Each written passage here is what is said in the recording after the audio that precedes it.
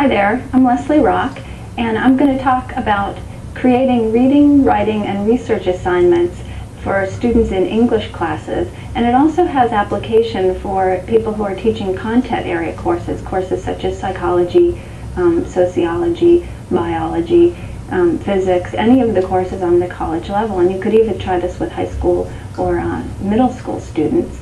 The key is to think about your reading and writing assignments as something that will involve content, and I think that's one thing that teachers often have a hard time with. You kind of want your students to write and you want your students to read, but you end up kind of giving them a mixed bag of reading assignments that don't have any real coherence or any sort of theme. So I like to think about giving my students assignments that are related to a particular content area. And I'm going to use two examples to really illustrate how you could do this on very different levels.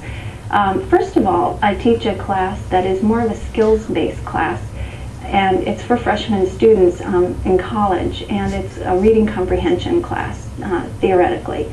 Now, I do like to integrate some writing assignments, and so I do this by creating some mini research projects. And one of these research projects is to have students read something from our textbook, our regular reading skills textbook, and then to go find an article in the library, and I have them use the computer system in the library instead of looking on the web, even though I know the web is the way of the future.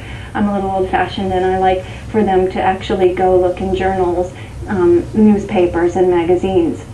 Also, some of the information you get on the web is secondhand, and it tends to be a little watered down, and students really need to be more exposed to first-hand information and to realize that there is a quality information on some of these issues that they're reading about in their books, that they are real issues that people are writing about, other than textbook authors.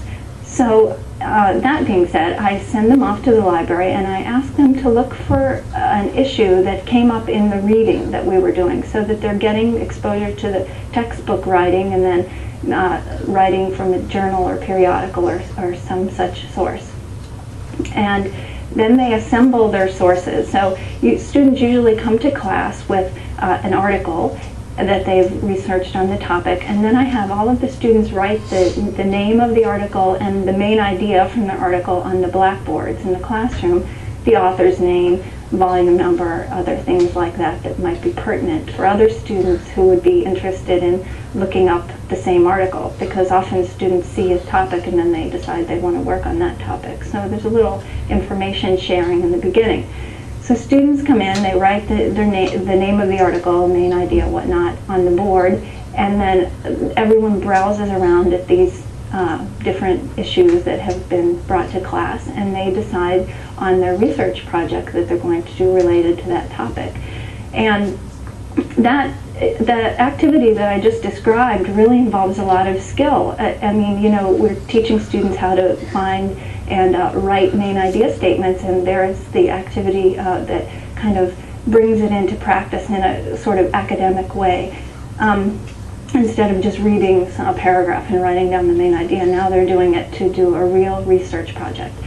So they look at these titles and main ideas, and then they go off and start their own research project. And you can really arrange this however you'd like. I usually have students practice the skills that I'm working on in class, like concept mapping. Maybe they'll go find the article, draw a concept map of that article, which means any number of things. It could be a timeline, it could be clustering. It depends on what the pattern of organization was in that reading that they were doing, and often it's a combination of patterns, which is good for them to see as well.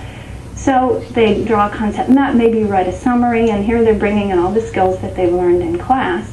And then the real key where they start to do some serious research, and even though it's on a very fundamental level, it's really beneficial for them, because we do it as scholars on all levels, all the way up to doctoral dissertations, master's thesis, and whatnot, even writing papers for presentations, is to bring the information from the different sources into one cohesive piece at the end. So it's sort of like writing a little literature review, if you will. Certainly not like a master's thesis, but it's a start. So students are always tempted to summarize the article, and then in their report again, write another summary of the articles. But what I encourage them to do is look for the issues in the article. So, for example, if you have 2 articles on smoking cessation programs, and you find out that, wow, the patch keeps coming up again and again, well, maybe that should be a heading in your report, and under that you can put both of the articles' information on that issue. And so they start to think about discourse communities and how writers respond to each other, and how writers are writing to create a body of knowledge, and then they become writers creating a new body of knowledge with their report. So even, just thinking about using that with freshman students on a skills level, you really get some kind of interesting projects. And so that's one thing I like to do with this reading class that I teach. And I have one more example that I use with a more advanced class. These tend to be sophomore students thinking about deciding on a major for their academic career.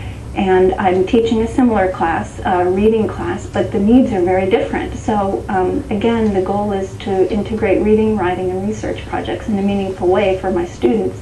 So what I do with this class is I have 4 content areas that I determine by random, really. I just decide which ones I'm going to do at the beginning of that semester. And in the past I've done biology, sociology, psychology, literature, history, and I arranged my course syllabus into those sections with equal amount of time devoted to each one, say 3 weeks for each section.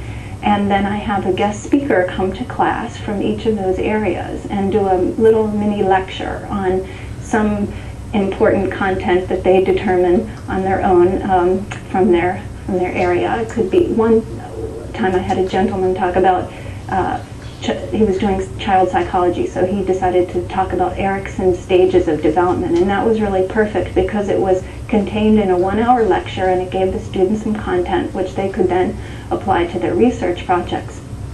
So in that 3-week period after his lecture, we did all kinds of different research, reading and writing assignments, which then culminated in a short research paper, about a 7 to 10 page research paper.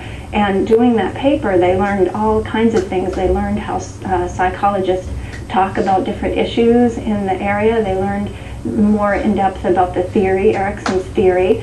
They learned how psychologists write, how psychologists think. They learned about writing the psychology paper, APA style, and how to put the paper together, write an abstract, and the different sections of the paper, how it should be arranged. And they did this, like I said, for 5 different content areas. So students then, when they went off to their major courses, they knew MLA style, they knew CBE style from biology, they knew APA style, they knew how to arrange papers in the content areas. And I think it was a really beneficial course for students who were thinking about becoming academics. And like I said, these are just 2 examples of how you can create reading, writing, and research projects for your students at all levels, and to add some content to what would otherwise be sort of vacuous English courses.